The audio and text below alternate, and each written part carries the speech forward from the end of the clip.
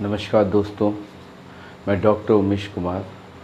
आज हम NCERT series जो मैंने चालू कर रखी थी उसके बाद मुस्लिम साम्राज्य के बाद हम यायावर साम्राज्य पढ़ेंगे। इस साम्राज्य के अंदर जो अब तक हम मुस्लिम साम्राज्य जिसमें हम एक कबीले के रूप के अंदर यायावर जनजाति देखते थे जिसका काम खेती का था, ये उसके विपरीत जनजाति थी जो लूटमार या आखेट यानी निर्मित सामानों की व्यापार वाणिज्य द्वारा अपना जीवन यापन करती थी।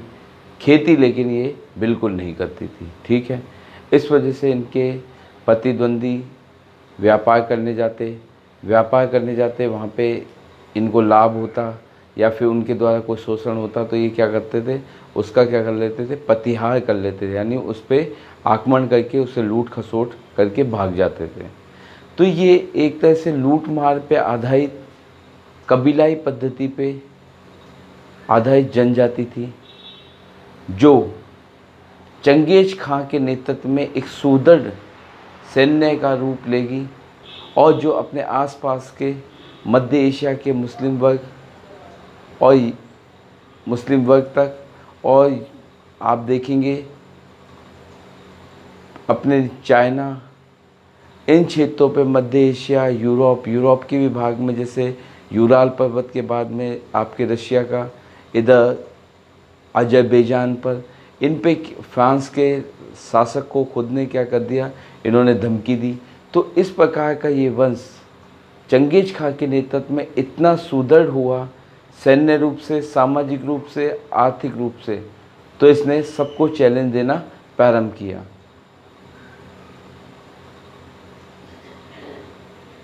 आपके मंगोल वंश को द्वितीय विश्व विजेता यानी सिकंदर प्रथम था, तो द्वितीय किसको बोला जाता है, मंगोलों को की उपमा दी जाती है। इनको यूरोप, चीन, मध्य एशिया के लोगों ने इनको दैत्य का रूप देने के लिए कहा, यानी इन्होंने कहा कयामत का दिन आ चुका है, इनको ऊपर से क्या है, अधिकार मिले हुए जो इतनी आसानी से सबको विजित करते जाते हैं। अब चंगेज खां 1206 के अंदर लीडरशिप में आता है और संपूर्ण क्षेत्र पर अपना अधिकार करता है, लेकिन शीघ्र ही 1227 में उसकी मृत्यु के बाद उसके 4 पुत्रों के अंदर बराबर उसके अनुसार जो उसने चाहा था कि सब भाई आपस में मेरे प्रांतों को बांट लेना, और उन्होंने जीते जी अपने एक पुत्र को अख्तई खां ओगोदई को कुबलाई खां के नाम से और आपके काराकोरम के अंदर अपना दूसरा उत्तराधिकारी नियुक्त किया था। ठीक है, यानी चीन के अंदर। तो आप देखेंगे चीन का पूरा भाग इसके पास था, रसिया के यूरेशिया वाला इसके पास पार्ट था। इसके बाद आप अफ़गानिस्तान, ईरान, इराक, तुर्की, यानी इन सब क्षेत्रों पे, और आपके पाकिस्तान, कजाकिस्तान, उज़्बेकिस्तान और तुर्कमेनिस्तान, यानी संपूर्ण आपके भूमध्य सागर के पूर्व की ओर का भाग, और इधर चाइना के पश्चिम की तरफ के भाग पे इन पे पूरे पे अधिकार था। इनकी सैन्य जो गतिविधि थी, यायावर जब समुदाय से संबंधित व्यक्ति इतने बड़े पैमाने पे किसी शासक बन जाता है, यानी कि शासन करता है इतने बड़े क्षेत्र पे, तो उस पर शोध कार्य प्रारंभ हुए। शोध कार्य प्रारंभ खुद के लालच से हुए। जैसे रशिया में जार का जब शासक था, जार यहाँ पे शासन करना चाहता था, तब उसने यहाँ के मंगोलों के अध्ययन के लिए अपने विद्वानों को भेजा। विद्वानों ने यहाँ पे अध्ययन किया, तब लेकिन ये अध्ययन किया और अध्ययन करके पुस्तकें लिखी गई। इसी प्रकार आप देखेंगे कि यहाँ की जो सैन्य व्यवस्था थी उस पर बहुत शोध कार्य चला। शोध कार्य में पता चला कि इनके पास इतने दूरगामी घोड़े थे, इतनी तेज़ी से इनके घोड़े चलते थे कि जिनसे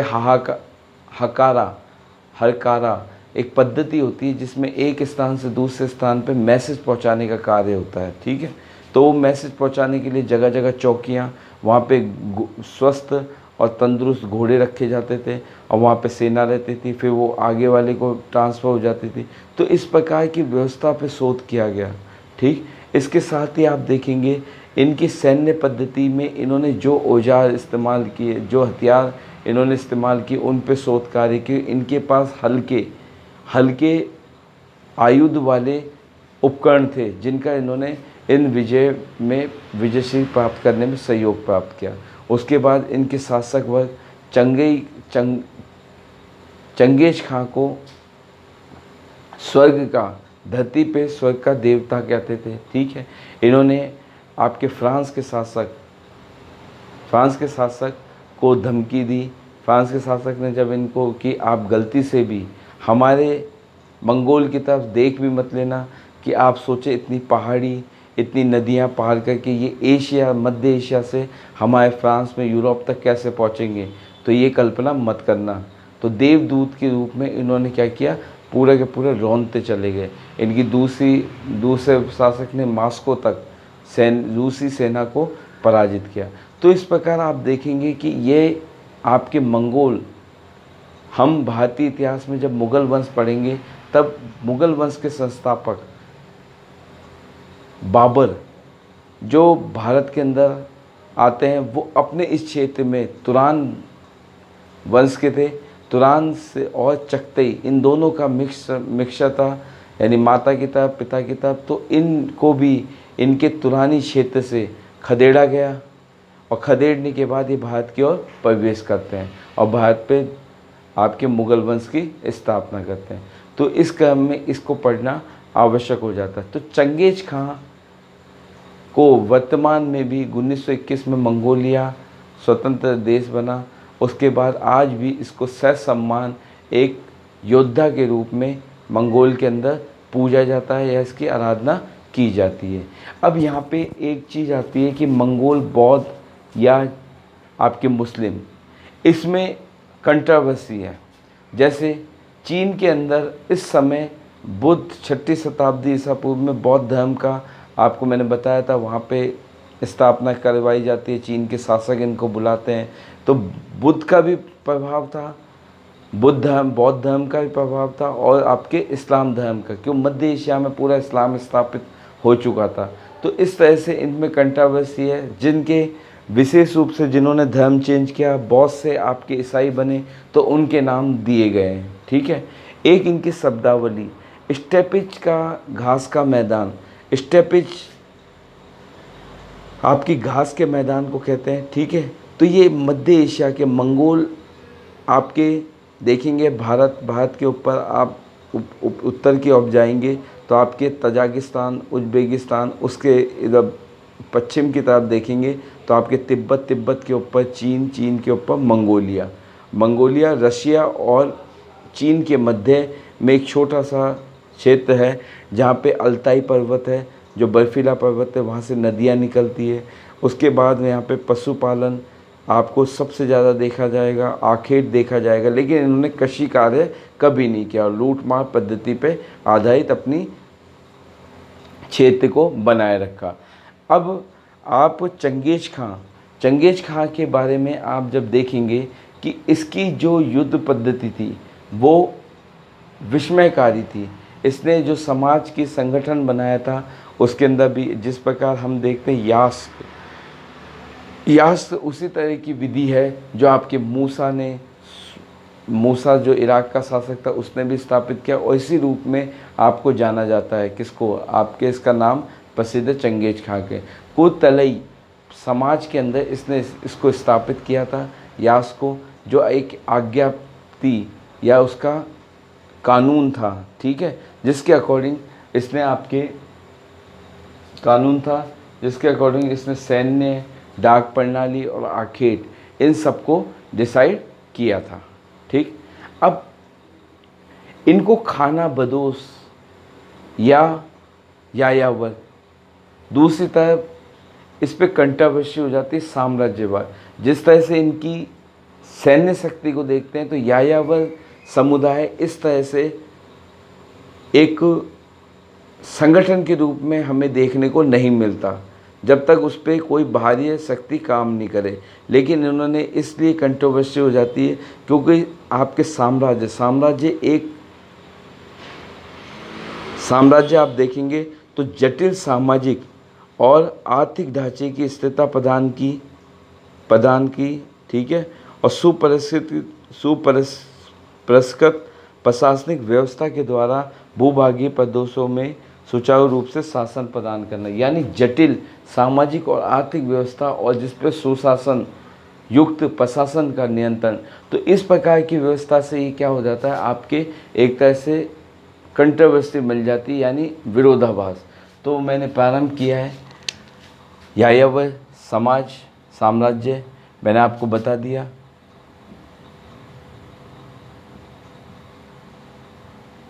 ये भारत के ऊपर आपके पाकिस्तान, यहाँ पे आप जाएंगे, इधर आपके तिब्बत से ऊपर आपके चाइना पूरा, उसके बीच में मंगोलिया, ऊपर रशिया।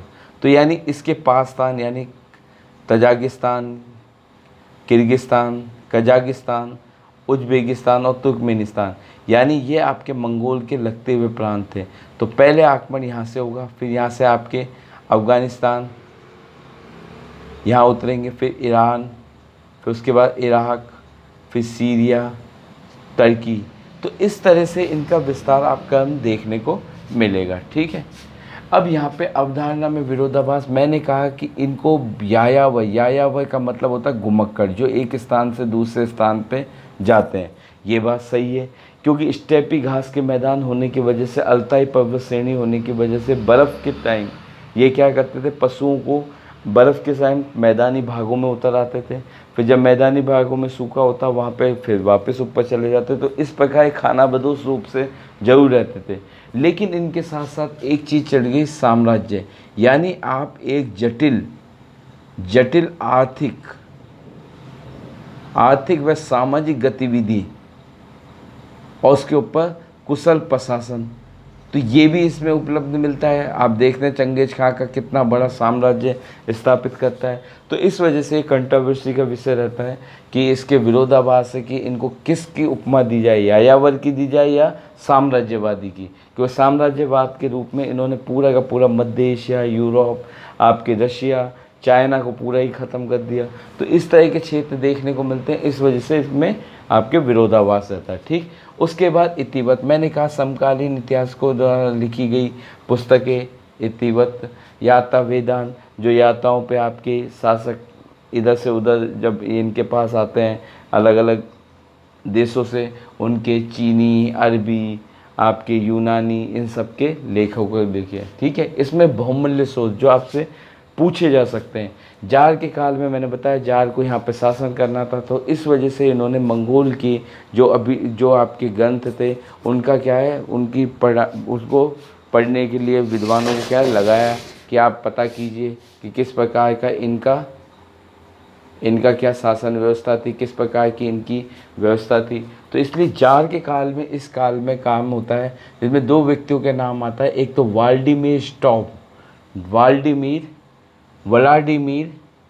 व्लादिमीर आपको याद हो जाएगा, व्लादिमीर पुतिन जो आपके रूस के अभी राष्ट्रपति हैं। तो व्लादिमीर आपके स्टॉव, ठीक है, इनका एक कार्य था। एक बारटोल्ड का इसलिए कार्य फेमस है क्योंकि उस समय स्टालिन के काल में राष्ट्रवादी विरोधी गतिविधियां करने वालों को क्या सजा दी जाती थी। तो इसी रूप में आपके बारटोल्ड को आपको सजा दी जाती है। इनके ग्रंथ को क्या कर दिया जाता है, छपने नहीं दिया जाता। लेकिन उसके बाद खुर्चेव का जब शासनकाल आता है तो उस दौरान इनके लेख को क्या है, छपाया जाता है, ठीक है, क्योंकि वो क्या होते हैं, उदारवादी होते हैं। और इसके 9 खंडों में इसको लिखा जाता है, इसके लेख को, ठीक है, 1960 में संकलन और इनका प्रकाशित होता है, ठीक है। मंगोल, यदि इनके स्रोतों के अनुसार मंगोल क्या थी, एक संक्रमण काल था, मानव जाति का संक्रमण काल, ठीक है, मानव विकास का संक्रमण काल। क्योंकि जनजाति, आपने देखा जनजाति या तो खेती करती है या फिर पशुपालन करती है या फिर आपके जंगल की चीज़ों को आय व्यय करके अपना जीवन यापन करती है। तो ये वो संक्रमण काल का है इन्होंने मंगोलों को, कि जो जनजातीय उत्पादन प्रणाली से सामंती उत्पादन प्रणाली में परिवर्तित हुई। जो जनजातीय उत्पादन प्रणाली से क्या सामंती उत्पादन प्रणाली में परिवर्तन हुई। कैसे हुई? ये परिवर्तन सापेक्षिक रूप से एक वर्ग विहीन सामाजिक व्यवस्था से उस व्यक्तियों की कृषक भूमि और लॉर्ड के बीच विशाल अंतर था। इसको समझने का ये है कि मंगोल जो जनजाति थी वो उसका काम क्या था? पशुपालन करना, ठीक है, घोड़े पालना। ये घोड़े ले जाती अपने साथ, जंगल की जो आपकी चीज़ें होती उनको ले जाती, औषधि को ले जाती, अपने पड़ोस के देश चीन के अंदर ये व्यापार करने जाती थी। बदले में इनको कृषि खाद्यान्न, कृषि के उत्पाद प्लस औजार मिल जाते थे लोहे के, और उनसे वो अपना काम चलाती थी।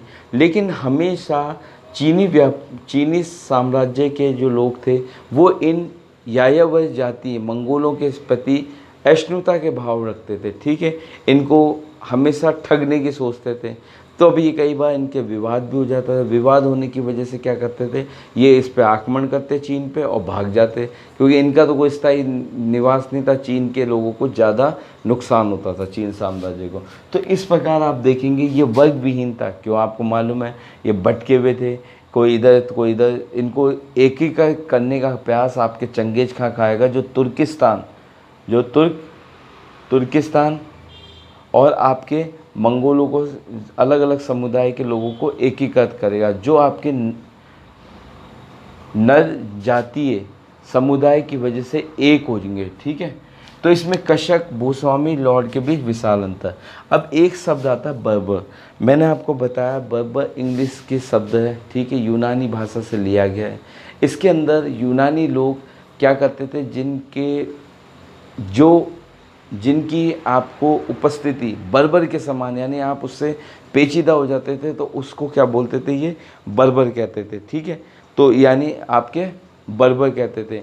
अब ये पहली बार आपको सुनने में मिलेगा रोम की सभ्यता के अंदर, जब पश्चिमी रोमन साम्राज्य का पतन होगा, जर्मन की बर्बर जनजातियों द्वारा यहाँ पे आक्रमण होगा, ठीक है। तो सबसे पहले रोम की सभ्यता में इसका इस्तेमाल होता है। रोम की सभ्यता में आपके जर्मन की बर्बर और प्लस आपके हूण के लिए इस्तेमाल हुआ था, ठीक है। तो यहाँ पे ये बताया गया है कि बर्बर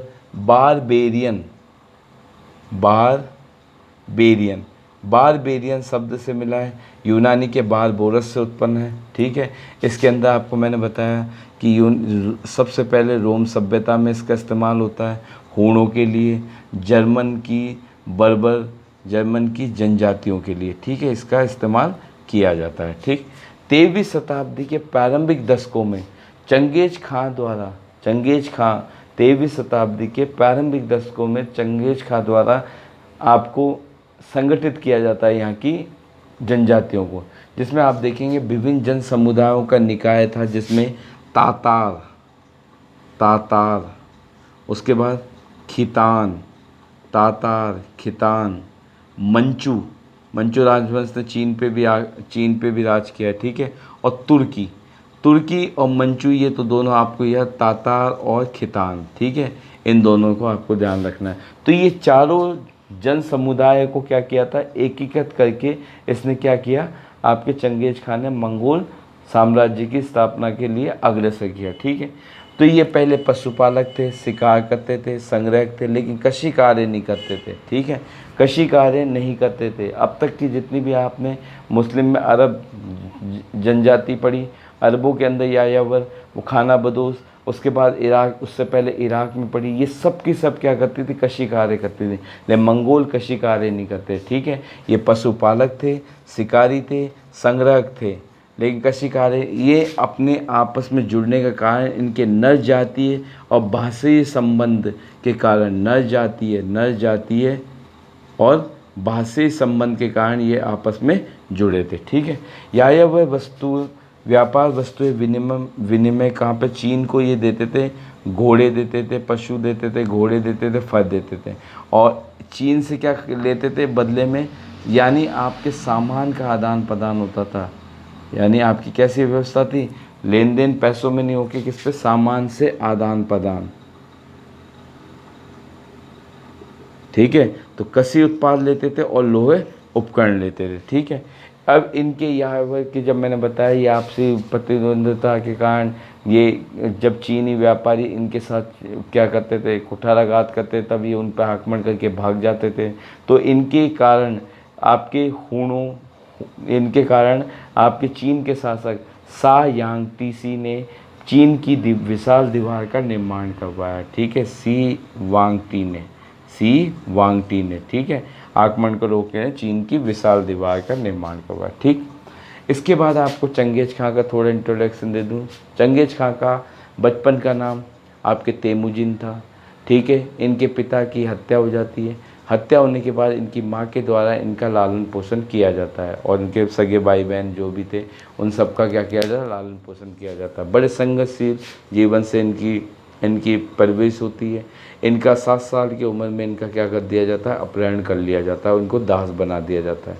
लेकिन दास बनने के बाद इनकी पत्नी का भी अपहरण कर लिया जाता है। लेकिन उसके बावजूद भी ये वापस संगठित होते हैं। इनके एक दोस्त होते हैं, वह अपने पिता के मित्रों को इनको संगठित करके ये फिर आक्रमण करते हैं और फिर एक बार इनकी जब जीत होती है तो चंगेज खां का क्या है, आत्मविश्वास बढ़ता है।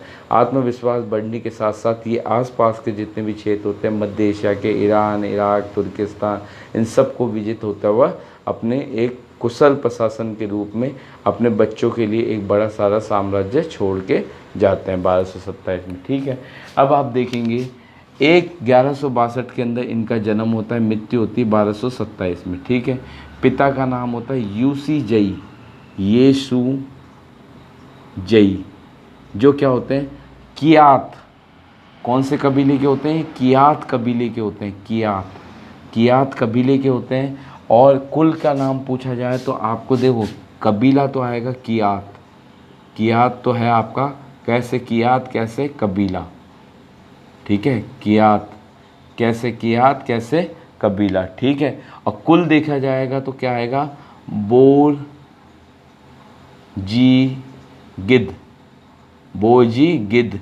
इस कुल से ये इनके पिता संबंधित होते हैं। पिता का कुल आपके बेटे का कुल। ठीक है, ये ध्यान रखना, कियात कबीला और बोर जिग गिद्ध क्या था, इनका कुल था। माँ का नाम था ओलून इके और पत्नी का नाम था बोर्टे। क्या नाम था, बोर्टे। 1170 में यानी 8 साल 1162 के अंदर इनका जन्म हुआ था। 8 साल की उम्र में इनका अपहरण कर लिया जाता है। उसके बाद इनको क्या बना दिया जाता है, दास बना दिया जाता है। ठीक है, इनके पहले मित्र जो पूछ सकता है, बोधू रचू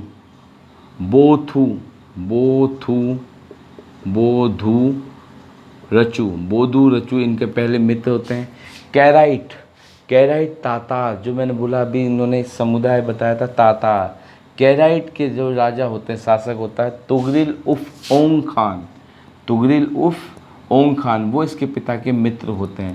इनके पिता के मित्र होने के कारण इनका सहयोग इसको मिलता है। ठीक है, तो पहला मित्र बोधू रचू जो इनके अंतिम समय तक इनके साथ रहता है। ठीक है, और कैराइट का ताता शासक तुगरिल उफ ओंग खां। ठीक है, जेमुका का मतलब होता है आंडा, यानी आपके आंडा होता है आपका सगा भाई, इसकी उपमा देते हैं। लेकिन पहले तो ये मित्र होता है, बाद में शत्रु बन जाता है। फिर जेमुका का ये क्या करते हैं, पतन करते हैं। शत्रुता के बाद में इनसे युद्ध होता है, जिसके अंदर आपके बोथू रचू तो इसके मित्र होते हैं और आपके तुगरिल उफ ओंगा खां इनकी मदद से क्या करता है, इसको हरा देता है। उसके बाद इसका आत्मविश्वास बढ़ता है। उसके बाद इनके जीत की प्रक्रिया प्रारंभ हो जाती है। ठीक है, तो 1206 में शत्रुओं पर निर्णायक विजय प्राप्त करते हैं। 1206 वही काल है जब हमारे यहाँ पे किसकी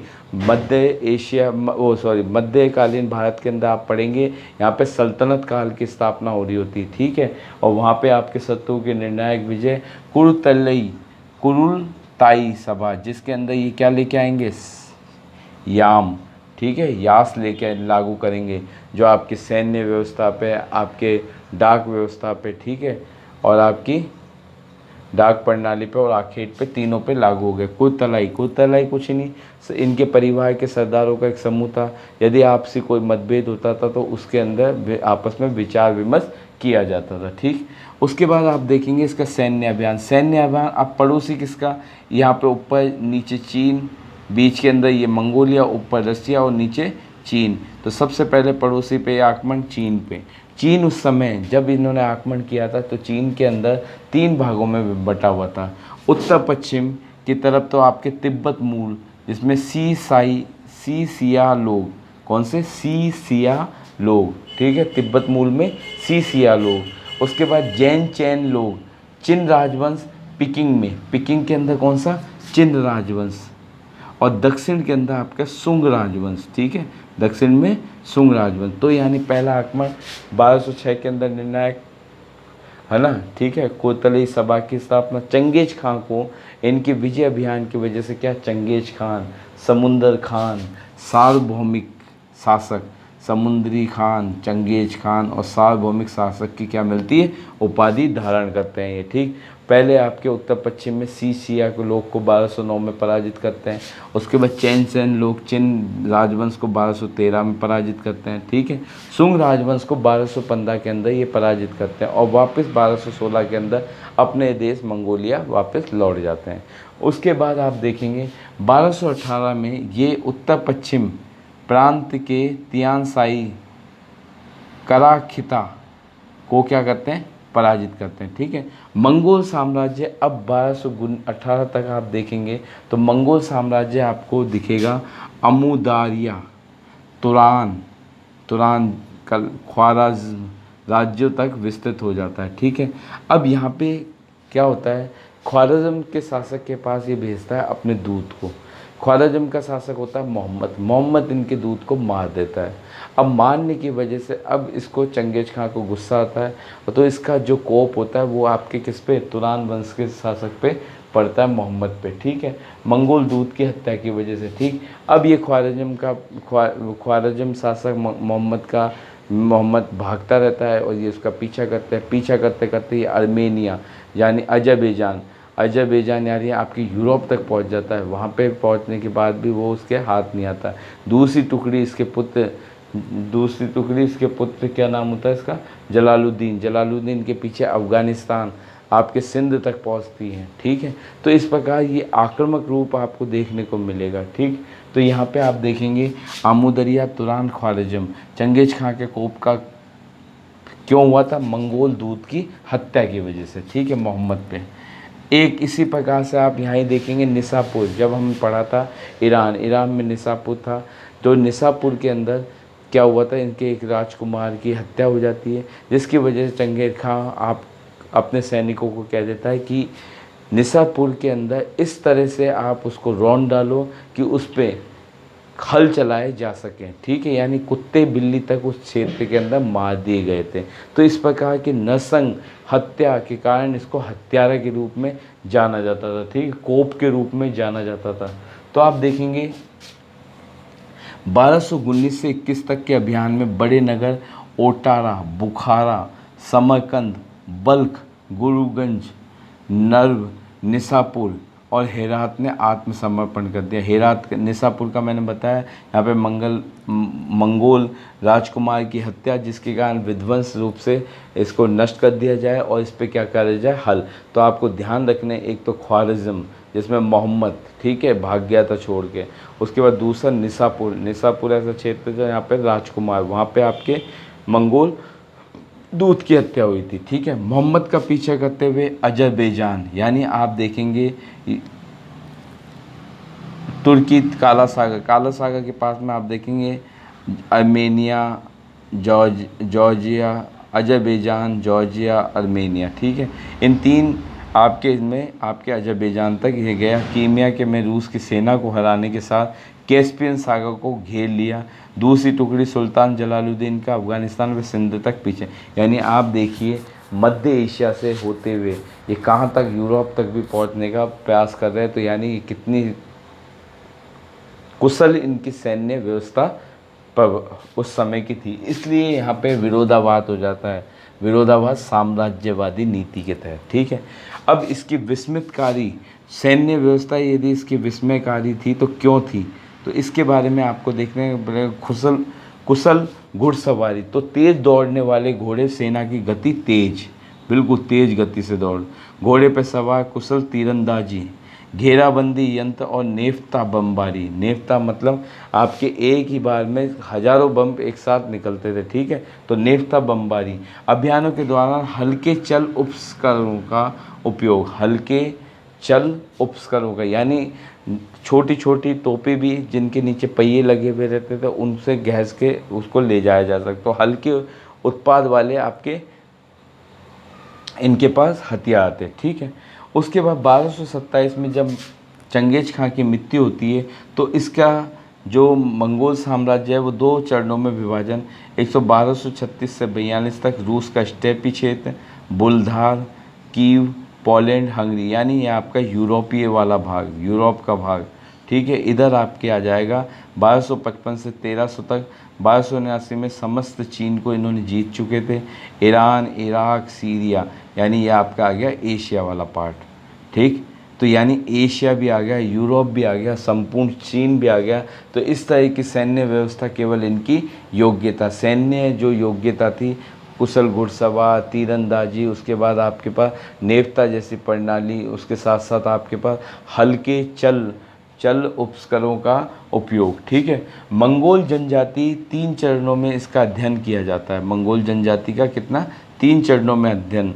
जनजाति कबीले, प्रारंभ में तुर्क और तुर्क के भी कबीले थे, इधर मंगोल में भी। इन दोनों के बीच में क्या होता है, संघर्ष होता है। बाद में ये दोनों क्या हो जाते हैं, एकीकृत मंगोल बन जाता है, ठीक है। फिर वो बुद्ध धर्म को, प्रारंभिक रूप से इन्होंने बुद्ध धर्म को अपनाया था। क्यों, मैंने बताया चीन के अंदर 6ठी शताब्दी सब बौद्ध धर्म के कई आपके अनुयायी जाते हैं, वहाँ के शासक इनको बुलाते हैं, तो इस वजह से बौद्ध धर्म का प्रचार प्रसार होता है। लेकिन बाद में ये इस्लाम ग्रहण कर लेते हैं, ठीक है। अब आप देखेंगे कि इनकी जो मंगोलों की जनजातियों का चरण हमने बताया, प्रारंभिक रूप से ये किस तरह से धीरे धीरे करके एकीकृत रूप में देखने को मिलते हैं। फिर आप देखेंगे इसने मृत्यु से इसके साम्राज्य, जो मंगोल का साम्राज्य था वो विभाजन हुआ। विभाजन आपसी संघर्ष के रूप में हुआ, ठीक है। 4 पुत्र, 4 पुत्रों के नाम ध्यान रखना। जोची सबसे बड़ा पुत्र, उससे छोटा जगताई, उसके बाद ओगोदई, उसके बाद तो लुई भी मिलता है और तो लोई भी मिलता है। यानी आपको ये ध्यान रखना है, पहला जोची, फिर चकताई, उसके बाद योगोदई और फिर उसके बाद तो लुई, ठीक है। यहाँ पे आप देखेंगे तो जोची को मिला रूसी स्टेपी, मैंने बताया मध्य एशिया की चारण भूमि जहाँ पे पशु चारण संभव है उसे क्या बोलते हैं, स्टेपी, ठीक है। तो रूसी स्टेपी का मैदान किसको मिलता है, जोची को, ठीक है। उसके साथ में आप देखेंगे यहाँ पे इसको एक चीज़ और बोली जाती, जोची ने गोल्डन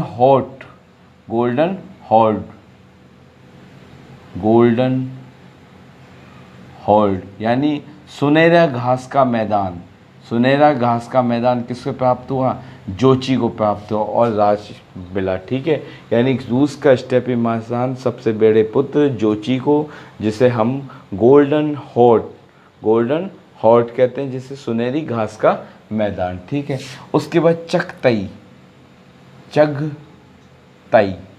चगताई ने तुरानी स्टेपी क्षेत्र, ठीक है। पामीर उत्तरी क्षेत्र, आप आज भी देखते हैं तिब्बत का पठार, पामीर का पठार, ठीक है, वहाँ तिब्बत में। तो पामीर का उत्तरी क्षेत्र और तुरानी स्टेपी क्षेत्र, तुरानी घास का मैदान यानी तुर्किस्तान, यानी इसका किसमें, तुर्किस्तान। मैंने आपको कल बताया था कि तुर्किस्तान वाले क्षेत्र और आपके तिब्बत दोनों पास पास में, तो तिब्बत का क्षेत्र पामीर उत्तरी क्षेत्र और आपका तुरानी क्षेत्र यानी तुर्किस्तान इसके पास था, चगताई के पास।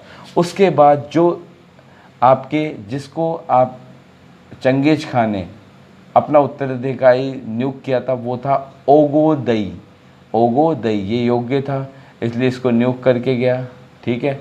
इसकी नियुक्ति यानी उत्तराधिकारी माना चंगेज खान का, महान खान की उपाधि दी गई, ठीक है। इसकी राजधानी कौन से, काराकोरम आप देखेंगे तो काराकोरम इसकी राजधानी थी। ओगोदेई को ये क्या बनाता है, अपना उत्तराधिकारी। चंगेज खां का उत्तराधिकारी किसको नियुक्त करता है, आपके ओगोदेई को, ठीक है। और इसके ये महान खान की उपाधि भी मिलती है। ठीक है, अब इसमें एक चीज़ और जुड़ जाती है, इन्होंने अपने प्रशासन के अंदर हर समुदाय, हर वर्ग विशेष को सैन्य के अंदर, प्रशासन के अंदर अपने नियुक्ति दी थी। ठीक है, यहाँ पे आप देखेंगे चीनी मंत्रियों को चीन के अतिरिक्त ईरान में भेजा जाता था, और ईरान के और इराक के इस साइड के मंत्रियों को चीन में भेजा था। तो इस तरह से इसने अपने सांस्कृतिक विस्थापन की नीति, यानी एक जगह से दूसरी जगह की नीतियां प्रतिपादित करने का प्रयास किया। तो एक चीनी मंत्री का नाम आता है जिसकी वजह से आपके ओगोदई ने लूट मार की पद्धति को छोड़ देता है। ठीक है, ओगोदई ने अपनी लूट मार की पद्धति किसके कहने पे छोड़ी, यदि क्वेश्चन बनता है तो ओगोदई ने लूट मार की पद्धति अपने चीनी मंत्री ये लू चुत्साई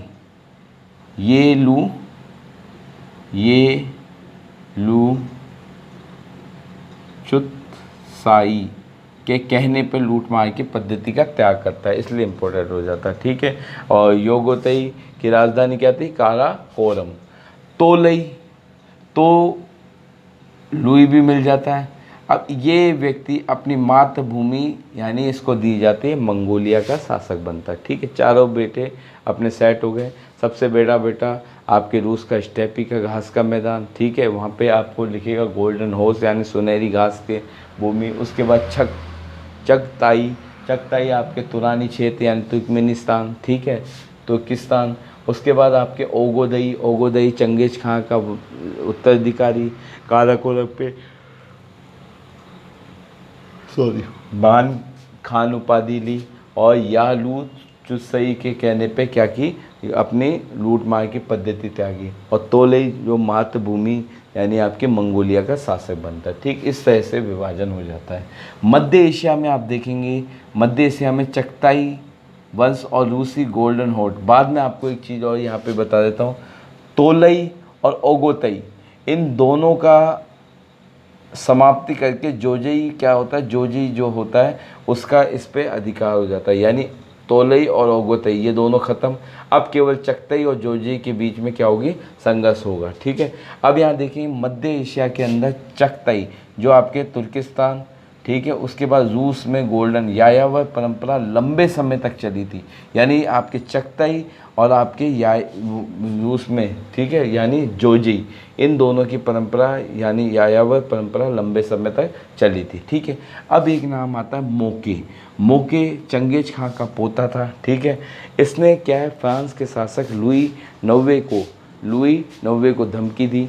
लुई नौवे ने बोला कि आप गलती से भी हम पे हमला करने की मत सोचिए, तो हम भी हमला करेंगे, क्योंकि स्वर्ग के अंदर यदि खुले आसमान है तो धरती पे स्वर्ग का कौन है, चंगेज खां प्रतिनिधि करता है। ठीक है, तो हम ये पहाड़ी पर्वत इन सब को लांघते हुए हम आप तक पहुंच जाएंगे। ठीक है, मौके ने, इन्हीं का एक पोता था बाटू ने तो रूस की सेना को कहाँ पे, मास्को तक रौंदा था, ये कहा जाता है। ठीक है, तो आप देख लीजिए रूस की मास्को तक रौंदी गई बाटू द्वारा मोके।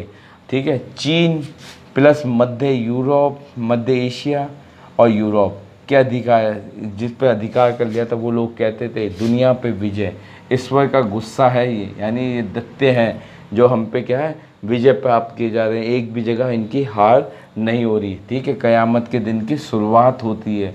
तो ये किसने कहा था, जहाँ जहाँ इनके अधिकार, चीन, मध्य एशिया, पूर्वी एशिया, यूरोप, ठीक है, इनके अधिकारियों ने कहा था। तो आप देखेंगे तो इस प्रकार इनके अधिकारियों ने कहा। ठीक है, दूसरा विश्व विजेता भी किसको कहते हैं, मंगोल को। पहले आपको मालूम है सिकंदर महान, ठीक है, फिलिप का बेटा, मेघ दुनिया का शासक। ठीक, उसके बाद मंगोलों द्वारा किया गया विनाश का जो आकलन, ये जहाँ पे जाते थे वहाँ पे रौंदते। जैसे मैंने आपको पूर्व में एग्जाम्पल दिया, आपके ख्वारिज़्म का शासक मोहम्मद। उसके बाद में आप देखेंगे निसापुर के अंदर क्या हुआ था, निसापुर में राजकुमार की हत्या, जिसकी वजह से उसको पूरा निसापुर को ख़त्म करके क्या उस पर हल चला दिए जाएं।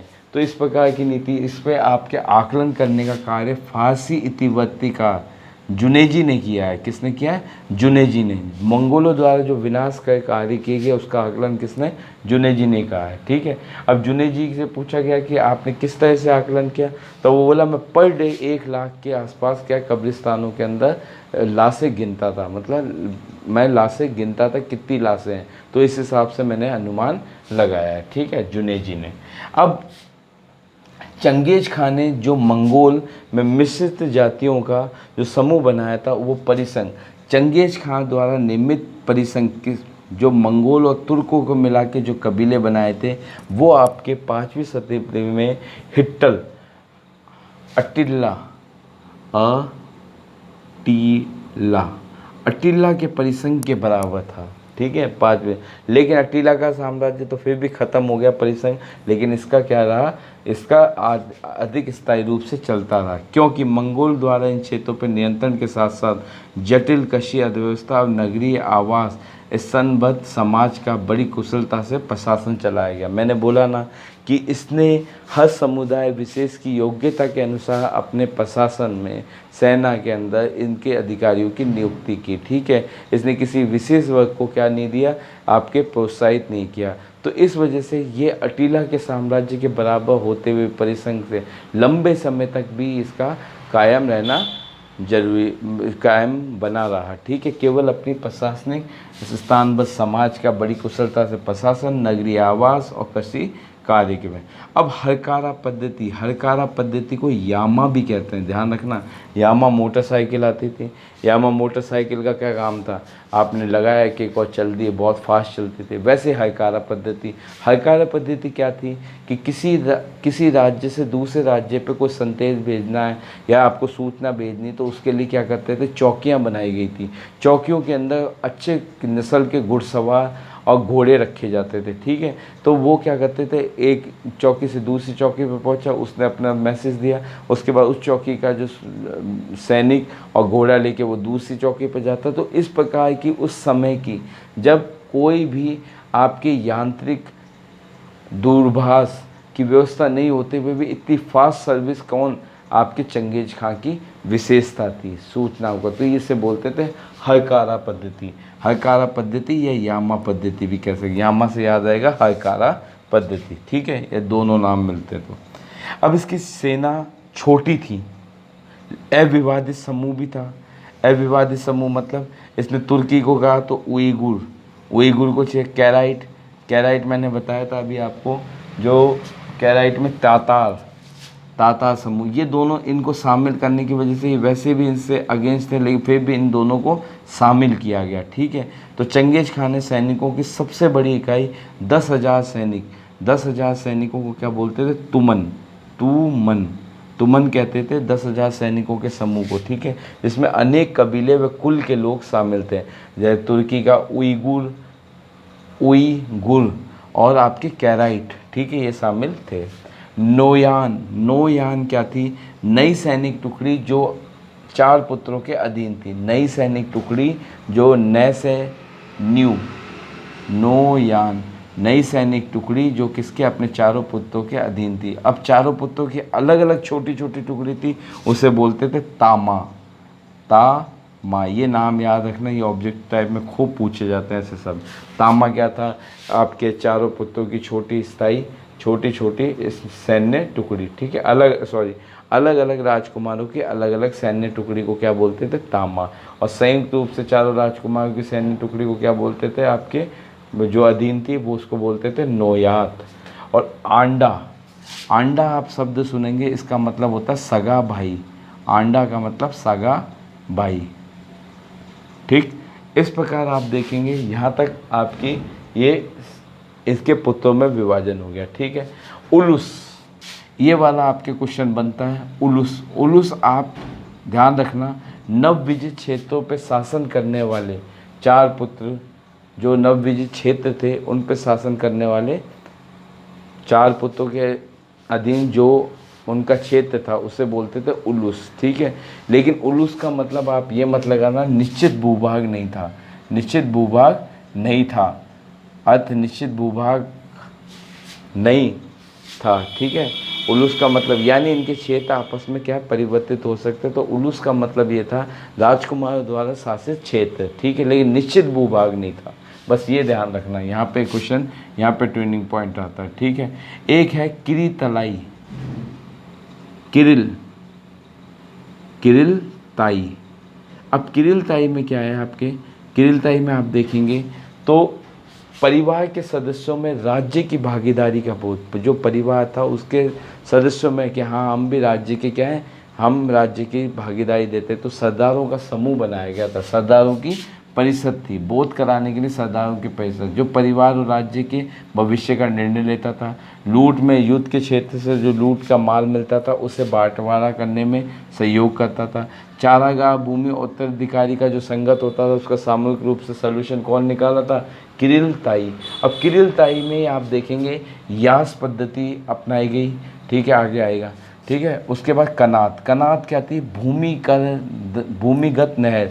ईरान के पठारी प्रदेश में जो आपके भूमिगत नहर थी उन्हें बोलते थे कनात, ठीक है।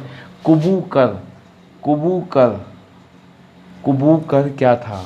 कुबूकर हकारा, हरकारा यानी यामा पद्धति के अंदर जो आपके घुड़सवार और आपके घोड़े रखे जाते थे उनके लिए जो यायावर जातियाँ अपने पशु संपदा थी उसका एक भाग यानी 10 भाग निकाल के इन लोगों को काराकुर कर के रूप में देती थी, ठीक है। ये आता है आपके कबू कर, ठीक है।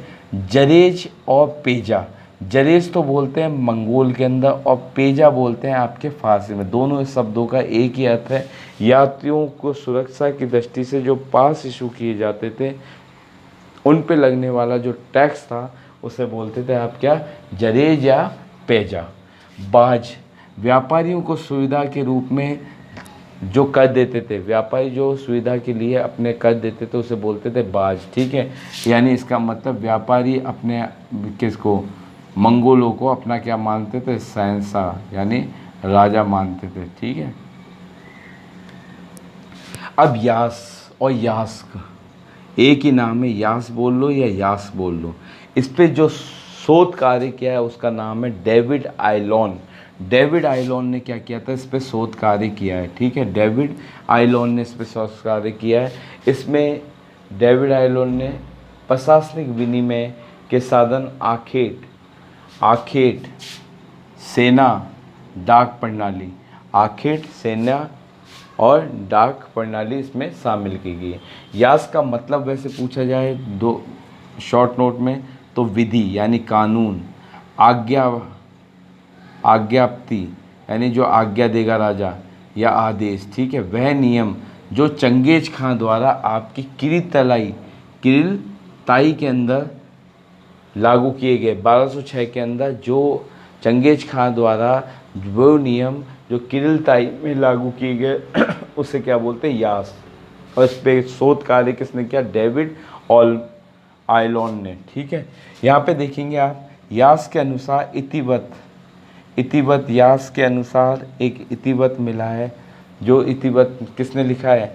हफीज़ ए तानिस ने, हफीज ए तानिस ने, जिसमें इसने कहा है 1221 में बुखारा के उपरांत, बुखारा विजय करी किसने? आपके चंगेज खान ने। चंगेज खान ने बुखारा को जीतने के बाद वहाँ पे एक धार्मिक उत्सव का आयोजन किया। उसमें अमीर मुसलमानों को लताड़ते हुए कहा कि तुम्हारे पास, तुम पापी हो, तुम्हारे पास जितना धन है वो सब मुझे लौटा दिए, मेरे को दे दिया जाए, ठीक है, तो तुम्हें मैं क्या छोड़ दूंगा। तो ये वाला विवरण आपके मिलता है यास के अंदर ही मिलता है, ठीक है। और इसको बताने वाला कौन है? हफीज ए तानिस, हफीज ए तानिस ने, ठीक है। तबरेज, तबरेज एक इतिहासकार है जिसने लिखा है रसीद अल दीन, रसीद अल दीन, जिससे आपको मंगोलों की बगदाद पे विजय, मंगोलों की बगदाद पे विजय का हमें पता चलता है, मंगोलों की बगदाद पे विजय का हमें पता चलता है, ठीक। इसमें 1298 में बगदाद विजय, अब्बासी वंश का अंत, मौके छोटे भाई होलिकी के अधीन ईरान में इल खानी राज्य, इल खानी राज्य आपके हुलगी के द्वारा, ठीक है। उसके बाद गजन खान एक व्यक्ति आता है, ये पहला इल खानी शासक है जिसने बौद्ध धर्म छोड़ के क्या अपना लिया? इस्लाम धर्म अपनाया। इसलिए ये इंपॉर्टेंट हो जाता है, क्वेश्चन बन जाता है, धर्म परिवर्तन करके इस्लाम। इसने कहा किसानों को लूटने की बजाय क्या करो, आप उसको संरक्षित करो, तो किसान क्या है? आपको फ़ायदा देंगे, ठीक है। इस प्रकार से आपको देखने को मिलेगा। उसके बाद तैमूर शासन बताते हैं। तैमूर जो शासन होता है, बल्लास तुर्क थे, लेकिन चगताई वंश के आधार पर इन्होंने चंगेज खां का वंशज माना। स्टेपी के साम्राज्य में टोली राज्य, चगताई और जोजी राज्य जो सम्मिलित था। स्वयं को गुरीगेन, गुरीगेन क्या होता है, शाही दामाद को बोलते हैं। गुरेगेन, गुरेगेन किसको बोलते हैं, शाही दामाद को गुरेगेन कहा जाता है। ठीक है। बाबर, बाबर जो तैमूर और चंगेज खां का वंशज था, फरगना और समरकंद का बनता है, लेकिन तैमूर क्षेत्र का उत्तराधिकारी। लेकिन इसको खदेड़ता कौन है, जोची, वही बड़ा पुत्र है। उसका कनिष्ठ पुत्र होता है सिबान, सिबान का वंश होता है साय बनी, साय बनी, साय बनी वंश जो होता है वो क्या करता है, उज्बेक, साय बनी को क्या बोलते हैं, उज्बेक। उज्बेक ने किसकी, उज्बेकिस्तान, यानी आप देखते हैं तो Tajikistan, Kyrgyzstan, Kazakhstan, Uzbekistan, Turkmenistan, तो वही आपके उज्बेकिस्तान के संस्थापक। इन्होंने बाबर और तैमूरों को क्या किया, खदेड़ दिया। ठीक है, फरगना से। ठीक। अब यहाँ पे आपको मैंने बताया तैमूर, बल्लास तुर्क, चगताई के आधार पे चंगेज खां, स्टेपी साम्राज्य। इसको जो राज्य था तैमूर का वो टोली राज्य था। ठीक है। इसने चगताई और जोजी राज्य दोनों सम्मिलित है, यानी चगताई भी आ गया और जोजी दोनों आ गए, लेकिन इसके अंदर आपका चीन का साम्राज्य शामिल नहीं था। ठीक है। गुरगेन शाही दामाद की उपाधि, इसने आपके चंगेज खां की वंश की लड़की से क्या किया, बेटी से, वहाँ की कन्या से विवाह किया। ठीक है। बाबर, तैमूर और चंगेज खां का वंश। ठीक। तो इस प्रकार मैंने आपको यायावर जनजाति, यायावर जातियों के बारे में बताने का आपका जो था चैप्टर वो पूर्ण हुआ। आपको कैसा लगा कमेंट में ज़रूर बताइए। नमस्कार।